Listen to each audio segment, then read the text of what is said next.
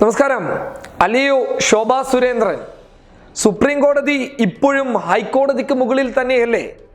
ഇനി നിങ്ങളുടെ സർക്കാർ ഇടപെട്ട്, അതായത് നിങ്ങളുടെ മോദി സർക്കാർ ഇടപെട്ട് സുപ്രീം കോടതിയെ ഹൈക്കോടതിക്ക് താഴെയാക്കി മാറ്റിയോ? കാരണം എന്തെന്ന് വെച്ചാൽ, ശബരിമല വിഷയത്തിൽ അവിടെ പോലീസ് അതിക്രമണങ്ങളുണ്ട്, പോലീസ് അവിടെ ഒരുപാട് ആക്രമണങ്ങൾ നടത്തി എന്നൊക്കെ പറഞ്ഞ് ഹൈക്കോടതിയെ സമീപിച്ച നിങ്ങളോട് 25,000 രൂപ പിഴയെടുക്കാൻ ആവശ്യപ്പെട്ടപ്പോൾ നിങ്ങൾ പറഞ്ഞ ചില വാക്കുകളാണ്. ഇനി അത് പറഞ്ഞിട്ടില്ല എന്ന് പറയുന്നുണ്ടെങ്കിൽ ആ പറഞ്ഞതിൻ്റെ വ്യക്തമായിട്ടുള്ള തെളിവുകളും ഞങ്ങളുടെ കയ്യിലുണ്ട്. ആദ്യം എന്തായാലും നമുക്ക് ആ തെളിവുകൾ കാണാം. അല്ല, കോടതിയെ സംബന്ധിച്ച് പൊതു താല്പര്യ ഹർജികൾ പലതും തള്ളുന്ന ഒരു സാഹചര്യം കോടതി മുമ്പാകെ ഉണ്ടായിട്ടുണ്ട്. പക്ഷെ എന്നെ സംബന്ധിച്ച് ഇത് ഒരു പബ്ലിസിറ്റിയുടെ ആവശ്യകതയിലേക്ക് വേണ്ടി കൊടുത്തിട്ടുള്ള ഒരു പൊതു താല്പര്യ ഹർജിയല്ല. സ്വാഭാവികമായും ഞാൻ പിഴയടയ്ക്കുന്ന പ്രശ്നവും ഉദിക്കുന്നില്ല. ഞാൻ ഈ വിഷയം ഉന്നയിച്ചുകൊണ്ട് സുപ്രീം കോടതിയെ സമീപിക്കും. അല്ല, അത് ഇന്റർവെൻഷനെ കുറിച്ച് വക്കീൽ ഏത് രീതിയിലാണ് അവിടെ സംസാരിച്ചത് എന്നതിനെ കുറിച്ച് എനിക്കറിയില്ല.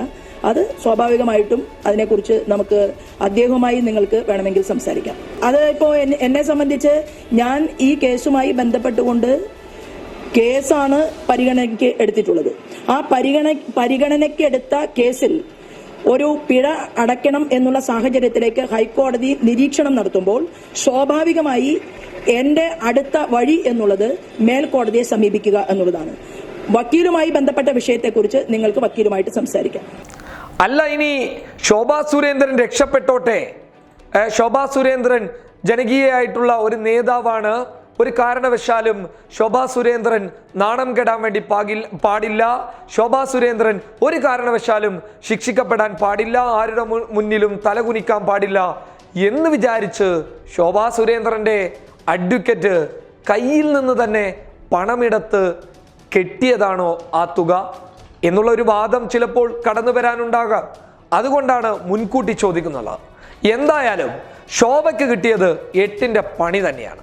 കാരണം ഈ തള്ളുമാമന്മാർ ഇടയ്ക്കിടയ്ക്ക് വന്ന് ഒരുപാട് തള്ളുകൾ തള്ളി വായിൽ തോന്നിയതൊക്കെ വിളിച്ചു പറഞ്ഞ് അവസാനം ആ വിളിച്ചു പറഞ്ഞതൊക്കെ തിരിച്ചടിയായി ഒരു ചോദ്യചിഹ്നമായി മുന്നിൽ നിൽക്കുമ്പോൾ ഒന്നും കഴിയാത്തത് കൊണ്ട് ആ പറഞ്ഞ കാര്യങ്ങളിൽ നിന്നൊക്കെ വിട്ടുനിന്ന് ആ പറഞ്ഞത് തെറ്റിപ്പോയി എന്ന് പറയുന്ന ഒരു സ്വഭാവം പണ്ടേ ഈ തള്ളു കുടുംബങ്ങൾക്ക് ഉള്ളതാണ്. അതുകൊണ്ട് തന്നെ ഇത്തരത്തിലുള്ള പ്രവണതകൾ മലയാളികൾ ട്രോളായി ഉപയോഗിച്ച് മുന്നിലിട്ട് തരുന്നതല്ലാതെ മറ്റൊരു തരത്തിലും മലയാളികൾ എടുക്കുന്നില്ല എന്ന കാര്യവും ശോഭ മനസ്സിലാക്കിയാൽ നല്ലത്.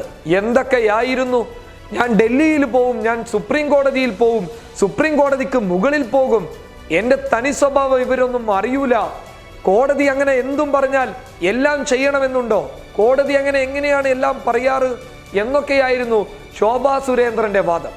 പക്ഷെ പാവം ശോഭാ സുരേന്ദ്രൻ ഇപ്പോൾ 25,000 രൂപ ഹൈക്കോടതിയിൽ ഫൈൻ അടച്ചിരിക്കുകയാണ്, പിഴ അടച്ചിരിക്കുകയാണ്. അതിൻ്റെ തെളിവുകളും തരാം. ആ തെളിവുകളാണ് ഇതൊക്കെ. ഈ വ്യക്തമാക്കുന്നത് അടിച്ചിരിക്കുന്നത് ശോഭാ സുരേന്ദ്രന്റെ വക്കീലിന്റെ പേരിലാണെങ്കിലും പക്ഷേ ആ കേസിൽ ശോഭാ സുരേന്ദ്രന്റെ ആ പേരുകൾ കാണുന്നതും നിങ്ങൾക്ക് വ്യക്തമാകുന്നതാണ്. എന്തു പറഞ്ഞാലും പാവം ശോഭാ സുരേന്ദ്രന് 8ന്റെ പണി കിട്ടി എന്ന് തന്നെ വേണം പറയാൻ. ഇനിയെങ്കിലും ഈ ചാനലുകളിലിരുന്ന് വിടുവായിത്തരം പറയുന്നത് പോലെ കോടതിക്ക് മുമ്പിൽ വന്ന് വിടുവായിത്തരം പറയാൻ നിൽക്കരുത് എന്നുള്ളത് എല്ലാ തള്ളുമാമന്മാരോടും ഒരു ഉപദേശമായി കണ്ടുകൊണ്ട് നിർത്തുന്നു. News desk public Kerala.